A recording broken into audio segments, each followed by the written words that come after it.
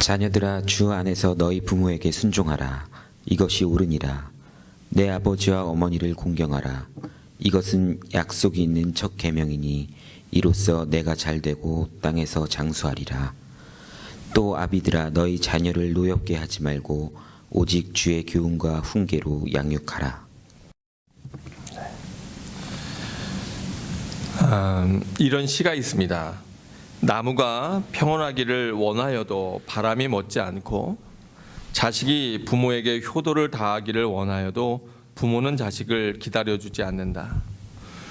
중국 한시 외전이라고 하는 데에 나오는 글인데, 여기에 있는 것처럼 우리가 부모님께 효도할지 살아생전에 효도하지 못하다가 부모님께 효도하려고 했을 때는 이미 그 부모님이 계시지 않은 경우가 얼마나 많은지 모릅니다.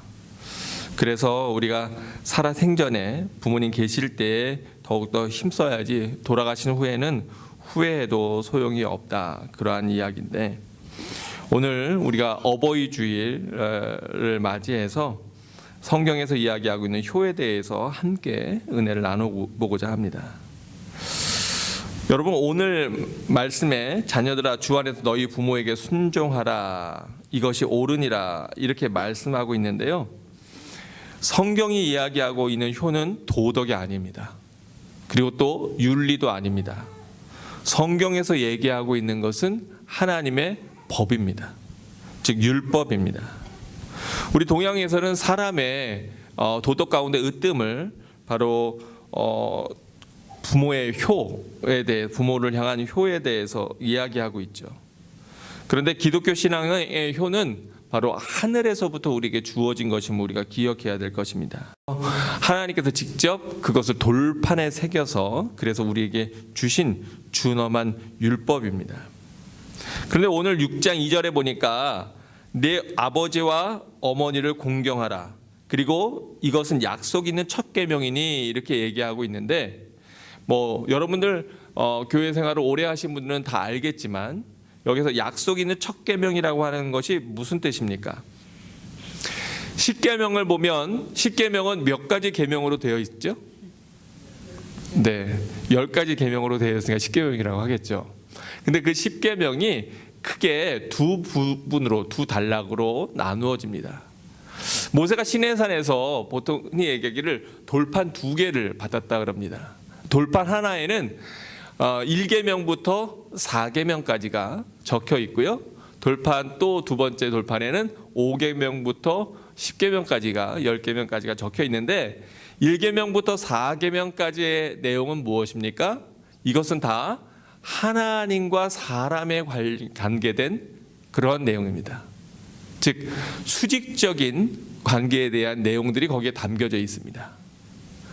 그런데 두 번째 돌판에 5번째 계명부터 10번째 계명까지는 사람과 사람 사이에 수평적인 그러한 계명이 두 번째 돌판에 담겨져 있습니다. 근데 그 계명들 가운데에서 약속이 붙어 있는 계명이 하나 있어요. 그게 뭘까요? 네, 그게 몇째 계명일까요? 5번째 계명입니다. 제가 아까 돌판에 1부터 4까지는 누구와 누구의 관계에 관한 거라고요? 하나님과 우리의 관계에 관한 거예요. 그리고 두 번째 돌판에 5번째부터 6번째까지는 사람과 사람 사이의 관계에 관한 거라고 말씀드렸습니다. 그리고 5번째에는 약속이 붙어 있어요. 그런데 바로 그 5번째 계명이 즉 사람과 사람 사이의 첫 번째 계명, 그게 뭐냐면 출애굽기 20장 12절에 있는 말씀입니다. 출애굽기 20장 12절, 네, 우리가 다 함께 한 목소리로 읽어볼까요? 함께 읽습니다. 시작. 내 부모를 공경하라. 그리하면 내 하나님 여호와가 내게 준 땅에서 내 생명이 길리라. 이게 바로 사람과 사람 사이의 첫 번째 계명, 5번째 계명인 말씀입니다. 내 부모를 공경하라. 그리하면 내 하나님 여호와가 내게 준 땅에서 내 생명이 길리라. 이것을, 이 십계명이 중요하기 때문에 신명기 5장 16절에서는 다시 한번 이것을 또 반복해서 이야기하고 있습니다. 신명기 5장 16절을 우리 다니엘 형제가 좀 읽어주시기 바랍니다. 너는 내 하나님 여호와께서 명령한 대로 내 부모를 공경하라. 그리하면 내 하나님 여호와가 내게 준 땅에서 내 생명이 길고 복을 누리리라. 아멘. 네. 이 출애굽기 20장 12절이나 신명기 5장 16절이나 다 똑같이 십계명에 관한 내용인데 여기에서 똑같은 내용이 있어요. 그게 뭐냐면 바로 다른 계명에는 약속이 없는데 이 인간과 인간 사이의 첫 계명, 부모에 관한 계명에는 하나님의 약속이 있어요. 어떤 약속이 거기에 붙어 있습니까? 출애굽기 20장 12절에 보니까 내 하나님 여호와가 내게 준 땅에서 내 생명이 길리라. 그게 무슨 얘기냐? 신명기 5장 16절에 보니까 내가 내 부모를 공경하면 그리하면 내 하나님 여호와가 내게 준 땅에서 내 생명이 길고 네가 복을 누리리라. 여러분 9988 이게 무슨 말이죠? 네, 99세까지 네, 건강하게 아프지 않고 팔팔하게 잘 살다가 갑시다. 그래서 9988 그런다 그러는데 진시 황제도 자기 생명을 유지하기 위해서 불로장생초를 구했던 것처럼 사람은 이러고 저러고 해도 장수하는 것을 큰 복으로 우리가 여깁니다. 그죠? 하나님 은혜를 주셔서 참 요즘에 많은 분들이 이렇게 오래 장수하고 계신 것을 보고 감사해요. 그런데 그 사람이 이 땅에서 그 바라는 것 중에 뭐냐 하면 네, 평안하게 장수하고 자기 수명을 다 누리고 그리고 그 길이 형통한 거, 이게 사람이 바라는 건데 이게 하나님이 주신 약속인데 그게 뭐 할 때 온다고요? 부모를 공경할 때, 부모를 사랑할 때, 부모를 잘 봉양할 때 온다고 얘기하고 있는 겁니다. 그래서 바로 오늘 본문 에베소서 6장 2절에서 내 아버지와 어머니를 공경하라. 이것은 약속 있는 첫 계명이니 이로써 내가 잘 되고 땅에서 장수하리라. 그럼 여러분 이 땅에서 잘 되길 바라시는 분 한번 손들어 보세요. 난 정말 잘 됐으면 좋겠어요. 네, 뭐 싫으신 분들이 어떻게 하겠습니까? 근데 내 자녀들도 땅에서 잘 됐으면 좋겠어요. 그러신 분 한번 손들어 보세요. 아, 그러시군요. 네. 내 자녀가 잘 되려면 그러면 뭘 가르쳐야 돼요? 뭐 하는 법을 가르쳐야 돼요? 부모를 공경하는 법을 가르쳐야 돼요. 여러분 그게 이기적인 게 아닙니다. 그래서 오늘은 자녀들 다 데리고 와서 들었어야 되는데 네. 우리 자녀가 잘 되게 하는 길이 있어요. 그 길이 뭐냐면 그 부모를 공경하도록 하는 거예요. 그러면 부모를 공경한다고 하는 거 너무 좀 막연하잖아요. 어떻게 하는 것이 부모를 잘 공경한다고 하는 것일까? 잠언 23장에 보면 부모님을 공경하는 것에 대해서 조금 더 구체적으로 나와 있는 것을 우리가 성경을 통해서 알 수가 있습니다. 거기서 뭐라고 말씀하고 있는지 우리 다니엘 형제가 좀 읽어주면 좋겠습니다. 우선 우리가 한 절씩 읽겠는데 우리 22절을 좀 읽어주시죠. 너를 낳은 아비에게 청종하고 내 늙은 어미를 경히 여기지 말지니라. 네. 우리 한국 사람들은 좀 모순된 게 있어요. 뭐냐 하면 한국에서는 그 부모님 돌아가신 다음에 우리가 뭐를 열심히 드리는 거를 중요하게 생각합니까?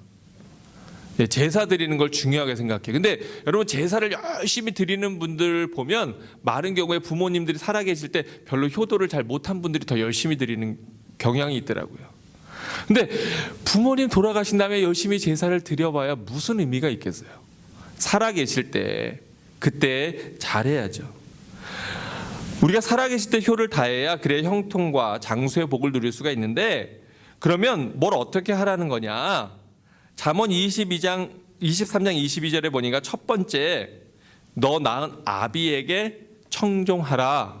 즉 아버지의 말씀을 잘 듣고 따르라. 여기서 청종이라고 하는 게 뭐예요?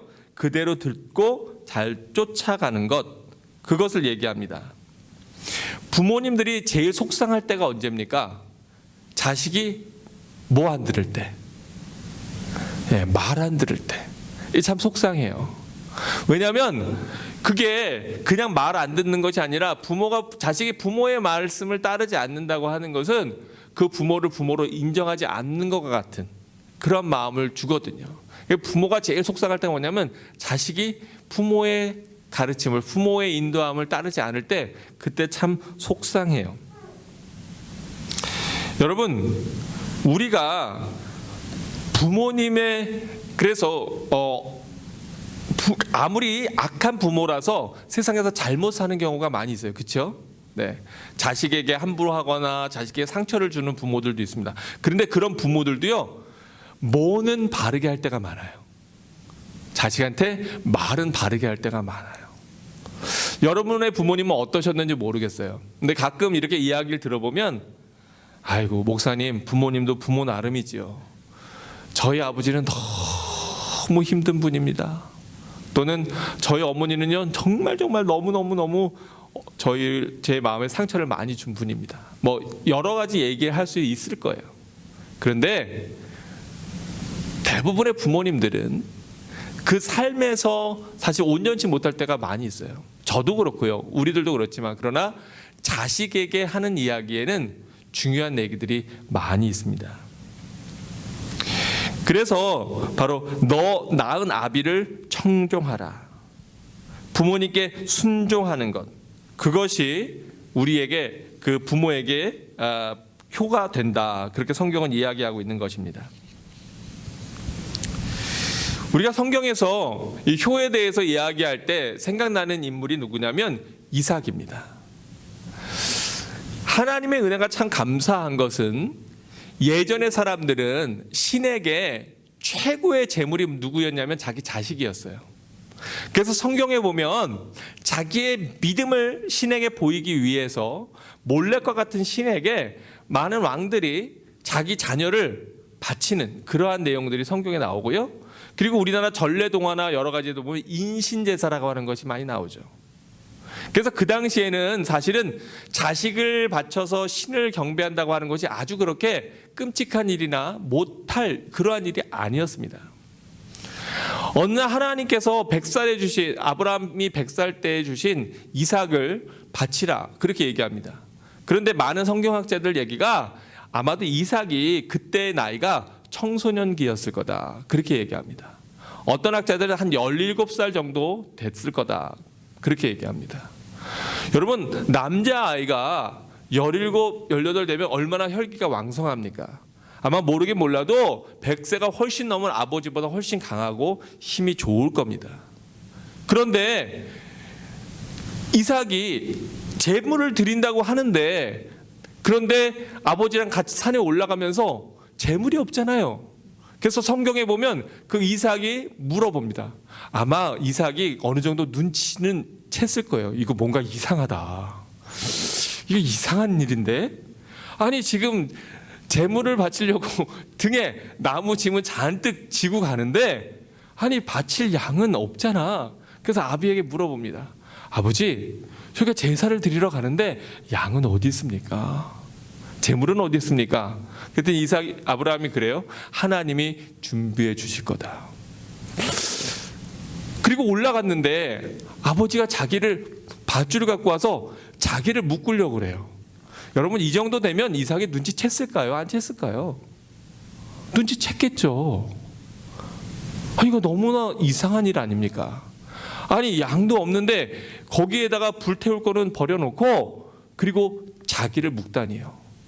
저 같으면 마음 펄쩍 뛰면서 아니 아버지 지금 밑자로 시작하는 날이 나왔을지 몰라요. 이러면서 지금 뭐 하시는 거냐고 막 이랬을 것 같은데, 그런데 이삭은 거기에 반항하지 않고 그대로 그 제물의 자리에 앉고, 그리고 그 아비가 칼을 들어서 내리시려고 할 때까지 피하거나 도망가지 않아요.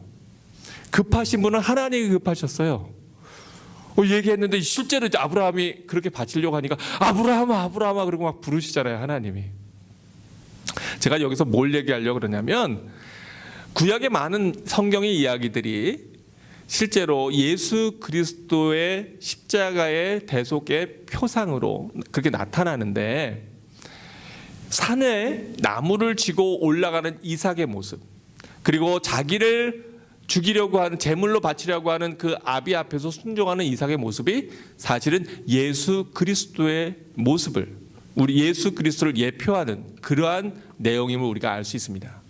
그리고 또 거기에서 얘기하는 것이 우리 하나님은, 진짜 살아있는 하나님은 사람을 제물로 바치는 인신 제사를 원치 않으신다고 하는 것을 또한 우리에게 알려주시고 있는 그러한 본문이에요. 중요한 내용이 담겨져 있죠, 거기에.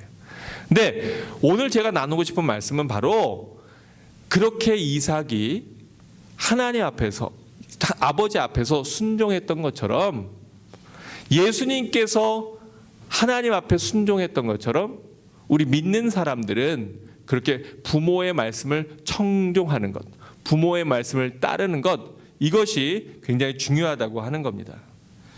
이런 얘기를 하면 꼭 이렇게 얘기하는 친구가 전에도 있더라고요. 학생 때도 제가 어버이날 효에 대한 얘기를 하면 그중에 어떤 애가 그래요. 근데 목사님, 엄마 아빠가 교회 가지 말라 그러는데 그것도 들어요? 이렇게 얘기하는 친구들이 있어요. 예. 근데 그때는 우리가 부모에게 순종하라는데 거기에 뭐냐 그러면 오늘 에베소서 6장 1절에 보면 뭐라고 되어 있는지 아세요? 자녀들아 너희 부모에게 순종하라, 이것이 옳으니라. 근데 그 앞에 단서가 있어요. 뭐 안에서? 오늘 본문에 보면 누구 안에서? 주 안에서. 주 안에서. 아니 부모님의 말씀을 따르라 그런다 그래서 야 신앙을 너 버려 그런다 그래서 신앙을 버릴 수 있는 건 아니잖아요. 또 부모님이 가끔은 정말 잘못된 부모님들도 계시잖아요.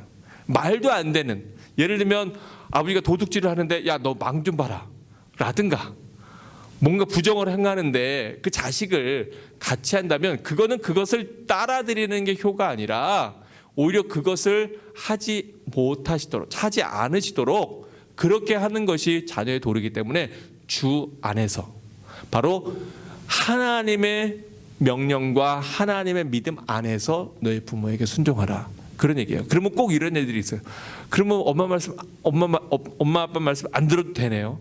아니 잘 생각해. 주 안에서 여러 가지 의미가 담겨 있잖아. 우리 예전에 학생들한테 얘기했었는데, 여러분 우리가 주님 안에서 부모의 말씀에 순종하는 것, 이것이 참 중요하다고 하는 겁니다. 여러분 잘 아시는 대로 미국의 큰 부자였던 록펠러라고 하는 사람을 기억할 겁니다. 물론 록펠러가 뭐 꼭 그 좋은 일만 한 거는 아니에요. 뭐 독점을 해서 그래서 많은 작은 중소기업들을 무너뜨리기도 했고, 또 잘못된, 그래서 록펠러를 비판하는 그러한 글들이나 내용들도 많이 있죠. 그런데 어쨌든 이 록펠러가 어려서 너무나 가난해서 신문팔이를 하고 공장 직공으로 생활을 했는데, 그는 가난했지만 그러나 무엇보다도 그의 삶의 모토로 삼았던 10가지의 명령이 있습니다. 십계명 외에 그 10가지의 유산이 있는데, 그건 뭐냐면 그 어머니가 일찍 돌아가셨거든요. 근데 그 어머니가 돌아가시기 전에 그 록펠러에게 늘 노상 이야기하셨던 10가지 이야기가 있어요.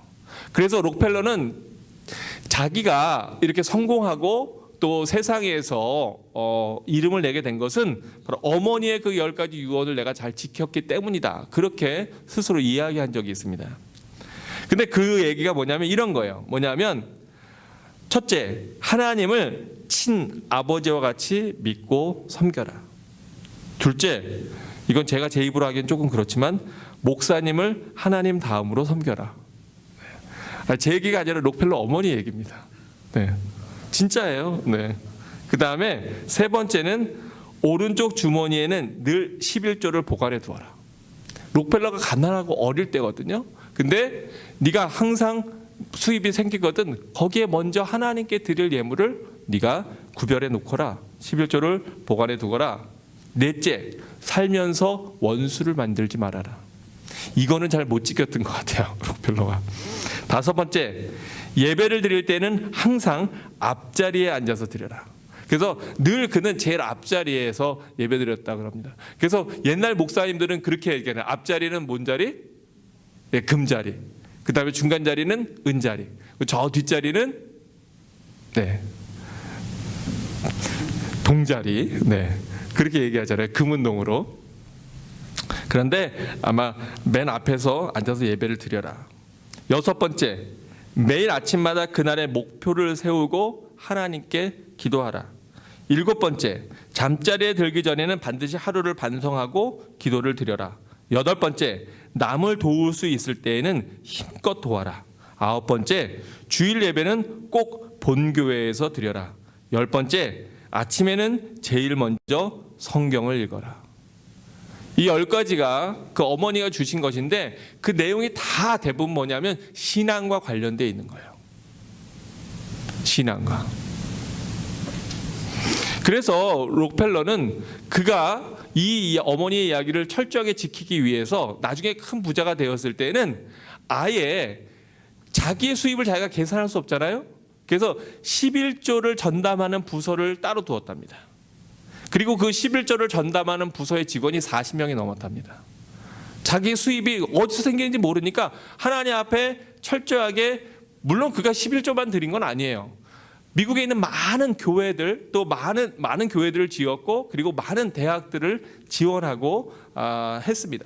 그런데 그는 어쨌든 이 어머니의 말씀을 철저하게 지켰다고 하는 거예요.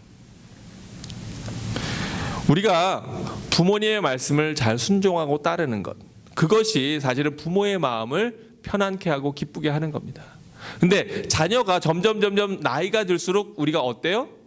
그러지 못할 때가 많이 있어요. 왜냐? 바로 이 두 번째 문제 때문에 그렇습니다. 그래서 첫 번째는 너의 낳은 아비를 청종하고, 그리고 아까 읽은 본문의 잠언 23장 22절 뒤에 보니까 뭐라고 되어 있어요? 같이 읽어볼게요. 시작. 내 늙은, 예, 보여주세요. 네, 22절 후반절을 같이 읽습니다. 시작. 내 늙은 어미를 경히 여기지 말지니라. 내 늙은 어미를 경히 여기지 말지니라. 왜 여기서 늙은 어미라 이렇게 얘기할까요? 우리가 어릴 때는 맨날 누구 치마자락 붙잡고 쫓아다녀요. 엄마 치마자락 붙잡고 쫓아다녀요. 이든이도 이제 조금만 더 크면, 예, 엄마 바지가락이나 치마자락 붙잡고 맨날 엄마 이럴 거예요. 네, 저희 애들도 하여간 옛날에 엄마만 없어지면 난리가 나는 것처럼 막 울고 엄마 찾고 그랬습니다. 그러던 것들이, 네, 제가 좀 표현이 좀 과격합니다만, 그러던 것들이 이제 크니까 엄마 아빠가 귀찮아요. 그리고 뭐만 있으면 돼. 네, 커서는 이제 학생이 돼서는 그냥 자기가 필요할 때만 찾아. 이제는. 그런데 더 문제는 이제 더 컸어요. 장성했어요. 이제 스스로 자기가 돈을 벌어요. 자기가 자기 생활을 해요. 아니, 오히려 이제는 자기가 부모를 돌봐야 될 때가 됐어요. 그런데 우리가 신앙 없으면, 자칫 잘못하면 그 늙은 어미를 어떻게 여길 수 있다고요? 경히 여길 수 있다는 거예요. 가볍게. 여러분 한번 이런 상황을 보세요. 어머니가 좀 몸이 약하세요. 그래갖고 그 자식이, 딸이 그 닭을 이렇게 구웠어요. 닭을 그 삼계탕을 했습니다. 삼계탕을 해서 어머니 삼계탕 드세요. 이렇게 하는데 어머니가 아이고 야 너 이거 어디서 났니? 근데 만약에 딸이 그거 드시라면 그거 어디서 났는데 엄마가 알면 뭐해, 그냥 드세요. 이렇게 얘기해 버린다면 여러분 과연 그게 효일까요? 근데 사실은 우리가 부모를 그렇게 대할 때가 많이 있다는 거예요. 그때 좀 귀찮아도 어머니 제가 여기 근처에 가서 장을 보는데 이번에 닭이 아주 신신한데 싸게 나왔더라고요. 제가 이거 보는데 엄마 생각이 나가지고 그래서 끓였어요. 이렇게 말동무해 드리면 좋을 텐데 우리가 그냥 이렇게 퉁명스럽게 면박을 할 때가 있다고요. 이게 부모님들은 나이 드시면 사실은 다른 게 섭섭한 게 아니에요. 자녀들이 부모를 경히 여길 때, 가볍게 여길 때, 그때 마음이 서운하고 섭섭하고 속상한 거예요. 저도 좀 나이가 들어가는지 몰라도 요즘 가끔 그런 게 있을 수도 있을 것 같아요. 네. 뭐 우리가 사실은 혈기왕성할 때 나이 드신 부모님에 대해서 귀찮아하거나 또는 버거워하거나 또는 창피스러워할 때가 있어요. 저도 참 제가 어머니한테 너무너무 죄송한 건 저희 어머니도 옛날 분이시라 이렇게 뭘 많이 배우시거나 또는 이렇게 교양이 있으시거나 그러신 분은 아니셨어요. 그래서 어머니가 하시는 어떤 일에 제가 못마땅하고 속상할 때가 있었습니다. 저희 어머니가 하시던 일 중에 하나는 뭐냐면 교회 가셔서 이렇게 예배 마치고 나면 교회에서 이렇게 먹을 걸 싸오시는데 전 그게 너무 싫은 거예요. 아, 창피하게 그거를 자꾸 싸와. 사람이 좀 쿨하게 그런 거에 이렇게 연연하지 말아야지.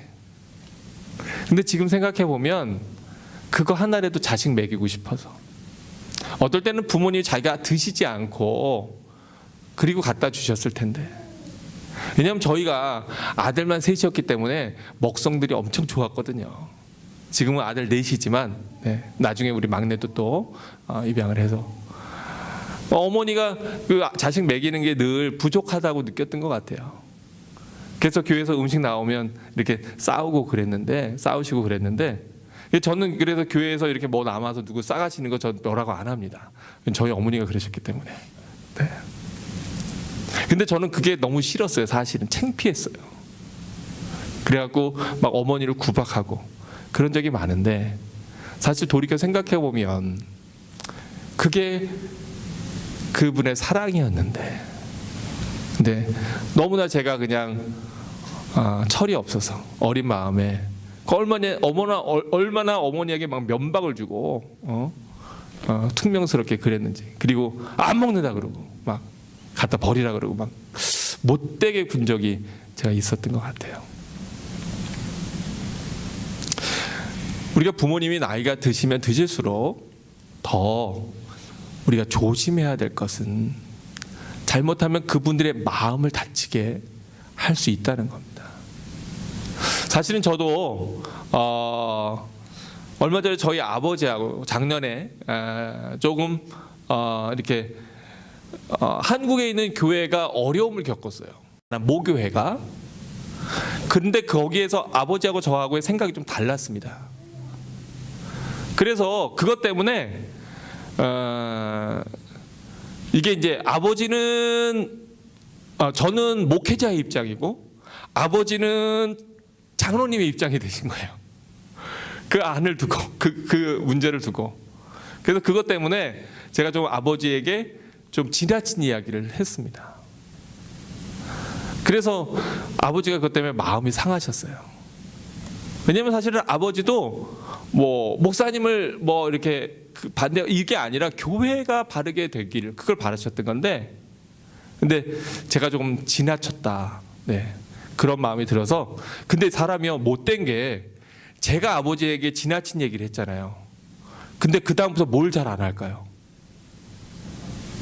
연락을 잘 안 드리게 되더라고요. 왜요?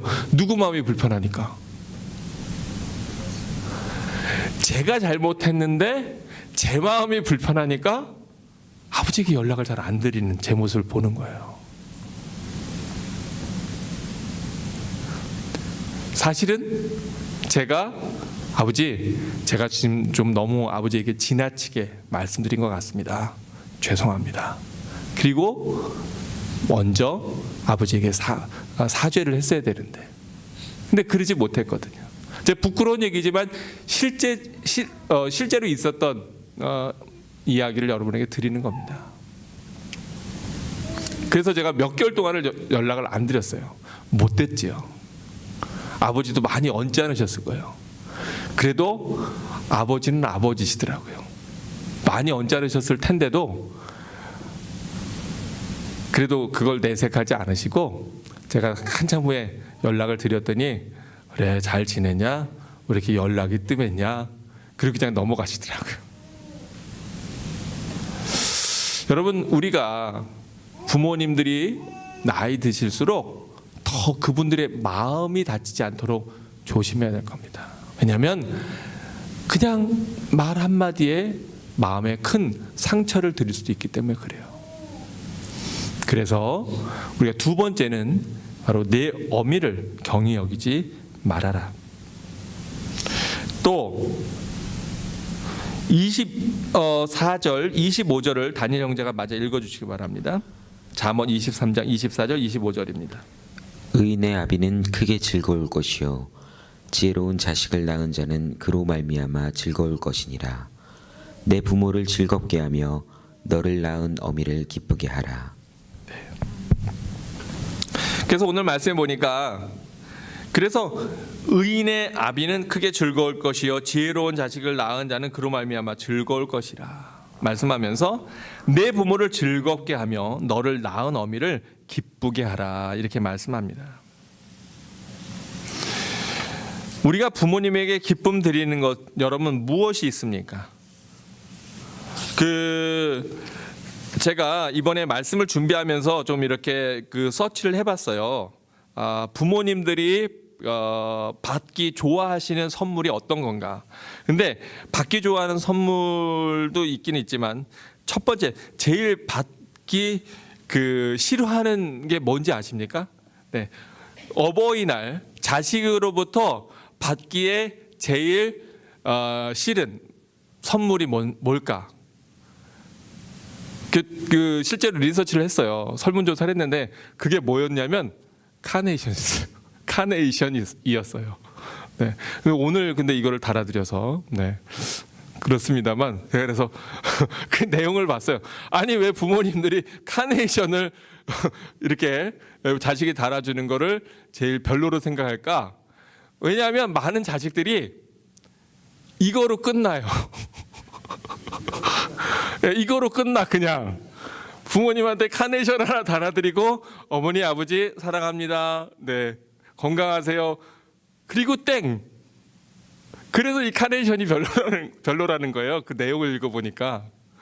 네. 그래서 제일 부모님들이 바라는 게 자식한테 원하는 선물이 뭔가? 그랬더니 네, 조금 그렇지만 네, 현찰이더라고요. 현찰. 네. 뭐 이렇게 설문조사를 한 거로 나온 거니까 그렇지만 네. 여러분 우리가 부모에게 기쁘게 해드릴 수 있는 게 어떤 게 있을까요? 물론 그 나이마다 단계가 있겠지요. 그런데 사실은 우리가 캐나다에 살면서 부모를 함부로 대하거나 부모에게 즐거움을 드리지 못할 때가 얼마나 많이 있습니까? 사실 부모님에게 자녀로서 기쁨을 드리는 것 중에 잘할 때 제일 좋은 건 뭐냐면 자기가 잘 되는 거예요. 내가 잘 되는 거. 우리 부모님들이 제일 바라는 게 뭘까요? 다른 게 아니고요. 그 부모의 자녀인 내가 잘 되는 겁니다. 그래서 부모는요 다른 게 없어요. 그 자식이 잘 되기를 바랍니다. 아까 우리가 부른 이 어머니의 마음 가운데 그 가사에 보면 이런 내용이 있잖아요. 그 부모님의 마음속엔 사람의 마음속엔 10가지 소원, 어머니 마음속엔 오직 한 가지, 아낌없이 일생을 자식 위하여 살과 뼈를 깎아서 바치는 마음. 부모님이 바라는 거 하나 있다면 그 자식이 잘 되는 거예요. 근데 여기에서 잘 된다고 하는 것이 단순히 뭐 돈이 많고 세상에서 떵떵거리고 이것뿐만 아니라 사실은 가장 잘 되는 게 뭐냐? 또 가장 지혜로운 게 뭐냐? 아까 지혜에 대해서 나왔잖아요. 근데 잠언 우리가 읽고 있는 이 본문의 잠언 말씀의 지혜의 근본이 무엇이라고 이야기하고 있죠? 누구를 아는 것, 하나님 아는 것. 지혜의 근본이 뭐냐면 하나님을 경외하는 거라는 거예요. 지혜로운 자식을 부모를 기쁘게 한다 그렇게 얘기하고 있는데 바로 하나님을 아는 것. 그리고 우리가 자녀된 도리로서 정말 가장 잘 사는 게 뭐냐? 하나님 안에서 잘 사는 거예요. 여러분 요즘 신문기사에 보면 잘 됐다고 하는 사람들이 순식간에 무너지는 걸 우리가 얼마나 많이 봅니까? 그 사람들이 하나님 안에 있지 않기 때문에, 또 안타까운 건 그렇게 무너지는 많은 사람들이 크리스천이라고 얘기하는 사람들도 많이 있어요. 그런데 그들이 신앙생활을 온전히 하지 못했기 때문에, 그래서 세상에서 성공한 것처럼 보이다가 결국 무너지고 망하는 경우를 얼마나 많이 봅니까? 그래서 바로 우리가 잘 되는 것이다. 그런데 또한 우리가 그렇게 잘 된다고 하는 건 우리의 자녀들을 또 부모 공경에 잘 가르쳐야 된다고 하는 겁니다. 여러분 잘 아시는 이야기 가운데 원어와 원각의 이야기를 아실 겁니다.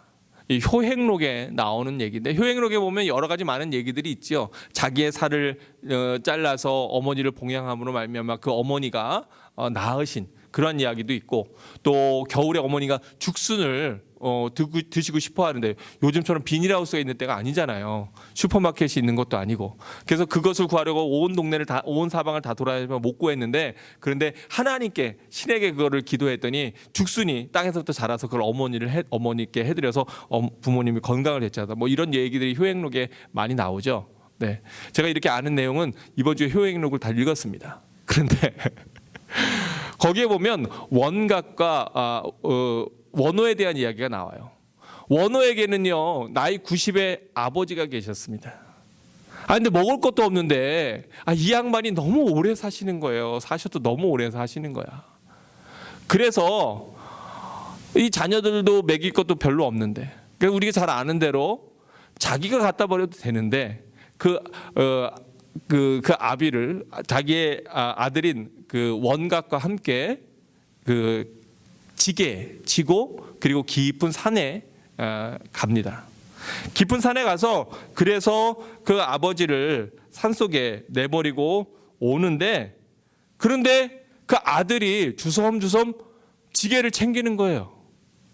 그래서 야, 너 그걸 뭘 챙기냐? 그랬더니, 아니 아버지, 저도 나중에 아버지 늙으시면 이렇게 갖다 버리려면 이거 필요하잖아요.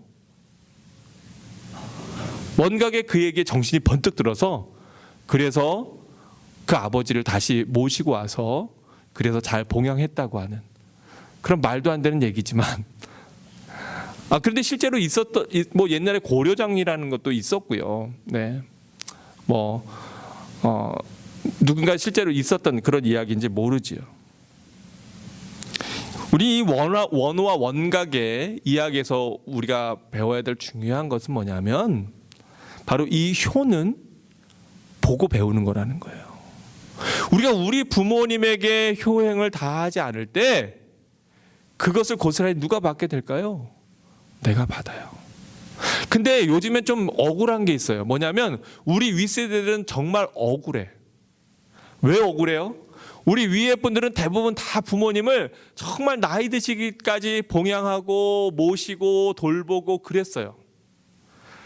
본인은 그렇게 했는데, 그래서 낀 세대라 그러잖아요.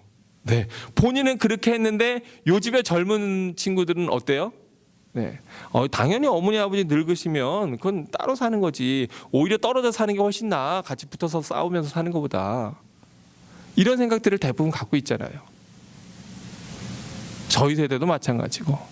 그래서 참 어르신들을 보면 참 죄송한 마음이 들어요. 그분들은 그렇게 부모에게 지극정성으로 효를 행했는데, 자라나는 우리들은 그렇게 하지 못하는 것이 참 마음에 무거움으로 다가옵니다.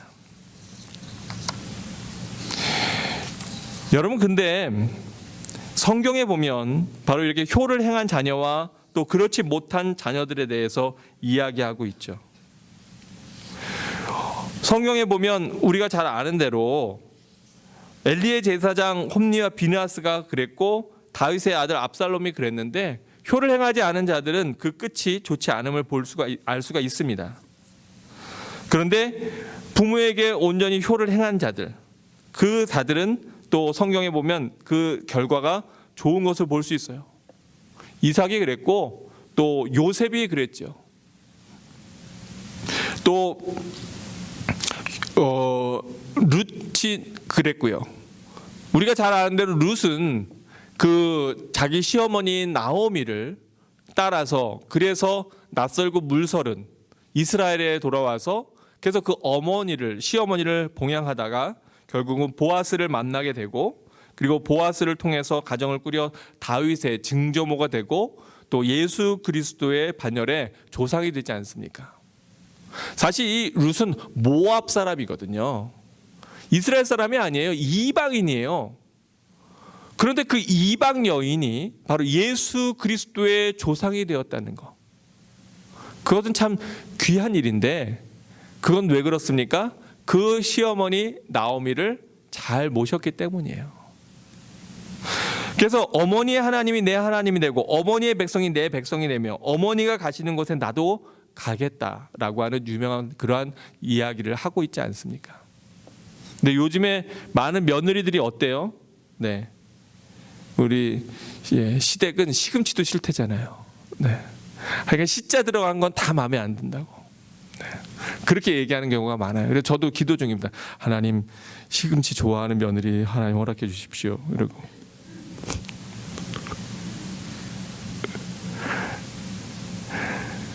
이 고부간의 갈등 때문에 문제를 겪는 가정들도 또 얼마나 많이 있습니까? 근데 우리들도 또한 며느리잖아요. 그렇다면 그 부모님에게 우리가 잘해야 될 것 같아요. 왜냐하면 요즘에는 아들 가진 부모님들이 불쌍해요. 딸 가진 부모님들보다. 제가 무슨 뜻인지 여러분 아실 거예요. 말씀을 정리하면서 성경은 효에 대해서 아주 강하게 얘기하고 있는 것을 우리가 많이 발견합니다. 신명기 27장 16절에 보면 이렇게 얘기하고 있어요. 그 부모를 경홀히 여기는 자는 저주를 받을 것이라. 그렇게 이야기할 것이요 모든 백성은 아멘 할지니라. 우리가 한번 해볼까요? 신명기 27장 16절 말씀인데, 제가 그 부모를 경홀히 여기는 자는 저주를 받을 것이라. 그러면 여러분은 뭐 하라고요? 아멘. 그렇게 해야 된다는 거예요. 네, 그게 성경의 말씀이에요. 제가 해볼게요. 그 부모를 경홀히 여기는 자는 저주를 받을 것이라. 그게 성경의 명령입니다. 그런가 하면 제가 오늘 본문에 언급하진 않았지만 신명기 21장 8절 이하에 보면, 사람에게 완악하고 패역한 아들이 있어 그의 아버지의 말이나 그의 어머니의 말을 순종하지 아니하고 어머니가 징계하여도 순종하지 아니하거든 그의 부모가 그를 끌고 성문에 이르러 그 성읍 장로에게 나아가서 그 성읍 장로에게 말하기를 우리의 이 자식은 완악하고 패역하여 우리의 말을 듣지 아니하고 방탕하며 술에 잠긴 자라 하면 그 성읍의 모든 사람이 그를 돌로 쳐 죽일지니 이같이 내가 너희 중에서 악을 제하라. 그렇게 명령하고 있어요. 또 출애굽기 21장 15절에 보면 자기 아버지나 어머니를 치는 자는 반드시 죽일지니라. 성경은 아주 강하게, 어떻게 보면 과격하게 부모에 대해서 보호하고 있고 이야기하고 있습니다. 왜 그럴까요? 왜냐하면 부모에 대한 공경은 사실은 하나님에 대한 섬김으로 연결되기 때문에 그렇습니다. 내가 내 눈에 보이는 육신의 부모에게 온전히 하지 못하면서 어떻게 보이지 않는 하나님께 우리가 제대로 신앙생활을 할 수가 있겠느냐라고 하는 이야기입니다. 그래서 바로 이 효라고 하는 것은 그냥 인간과의 관계에서 끝나는 것이 아니라 그게 하나님과의 관계로 연결되어져요. 상담을 하다 보면 그래서 부모님과의 관계에서 뭔가 큰 상처를 갖고 있는 사람들이 하나님 앞에 신앙생활 하는데 어려움을 겪게 되는 경우가 많아요. 아버지한테 학대를 받거나 아버지한테 여러 가지 아픔이나 상처를 받은 사람들이 하나님을 아버지라고 고백하는 거에 대해서, 하나님을 아버지라고 부르는 거에 대해서 거부감을 심리적으로 느끼는 경우들도 또한 보게 됩니다. 그런데 바로 이렇게 하나님을 섬기는 것과 부모님을 섬기는 것이 성경에서 동일시되기 때문에, 그래서 바로 성경은 효에 대해서 강하게 얘기하고 있는 것입니다. 성경의 최고의 효자는 누굴까요, 여러분? 바로 예수 그리스도이십니다. 우리는 아무리 효를 행한다고 해도 우리가 부모의 말씀을 거역할 때도 있고 잘못할 때도 있어요. 그런데 성경에서 부모의 말씀을 단 한 번도 거역하지 아니하고, 또 어떻게 보면 너무나 감당하기 어려운 그 부모의 명령을 감당한 그분이 누굴까? 바로 예수 그리스도시라는 거예요. 바로 그 예수님께서는 성경에 기록되어 있기를 내가 이 땅에서 행하는 모든 것은 아버지의 뜻이고 내가 행하는 모든 말은 아버지의 말씀이다. 그렇게 이야기하고 있어요. 또 나를 본 자는 아버지를 보았다. 그렇게 이야기하고 있고요. 우리가 잘 아는 대로 바로 우리를 구원하기 위해서 하나님께서 그 하나밖에 없는 독생자 아들 예수 그리스도를 십자가에 내어주실 때 겟세마네 동산에서 예수님께서 뭐라고 기도하십니까? 주님, 할 수만 있거든 이 잔을 하나님 저에게서 제하여 주옵소서. 그러나 내 뜻대로 마시고 아버지의 원대로 하옵소서. 바로 효의 극치를 보여주고 있지 않습니까? 오늘 본문에 보면 마지막으로 에베소 6장 4절에 보니까 이렇게 돼 있어요. 또 아비들아 너희의 자녀를 노엽게 하지 말고 오직 주의 교훈과 훈계로 양육하라. 왜 그렇습니까? 자녀들에게 마음에 노함을 준다. 즉 이걸 뭐냐면 마음에 상처를 준다는 거예요. 자녀만 부모에게 잘할 것이 아니라 또한 부모도 그 자녀에게 마음에 노를 받아요. 인간적인 어떤 화를 통해서 그래서 그 자녀에게 상처를 주는 걸 주의해야 된다고 하는 겁니다. 근데 우리 하나님은 그래서 어떤 자녀들은 사실은 그 아버지와 어머니와의 관계에서 많은 상처를 갖고 있는 경우들이 있습니다. 근데 기억할 것이 있어요. 뭐냐? 내 육신의 부모님은 나에게 상처를 준 분일지라도 그러나 나에게 영원한 하늘 아버지가 있다고 하는 거예요. 어느 목사님이 새로 교회 부임에 가셨습니다. 그래서 거기 있는 아이한테 보면서 야, 너 참 잘생겼구나. 너 누구를 그렇게 닮아 잘생겼니? 아버지 닮아 그랬나 보구나. 근데 문제는 뭐냐면 이 아이가 아버지가 없는 아이예요. 마음에 깊은 상처를 받았어요. 목사님 알지도 못하고 저런 소리야. 나중에 목사님이 그 얘기를 듣게 된 거예요. 그 아이가 안색이 변하고 그 다음 주일부터 아이가 목사님을 피해요. 제가 왜 저럴까? 나중에 알고 보니까 아버지가 안 계신 아이예요. 아버지로부터 많은 상처를 받은 아이예요. 그런데 그 아이에게 목사님이 나중에 불러서 얘기했던 거야. 야, 내가 너 보니까 네 아버지가 누군지 알겠다. 바로 네 아버지가 하늘 아버지시구나. 하나님이시구나. 육신의 부모는 우리에게 상처를 주었을 수도 있습니다. 그런데 우리에게는 영원한 하늘 아버지가 계십니다. 그 하늘 아버지는 어떤 분이십니까?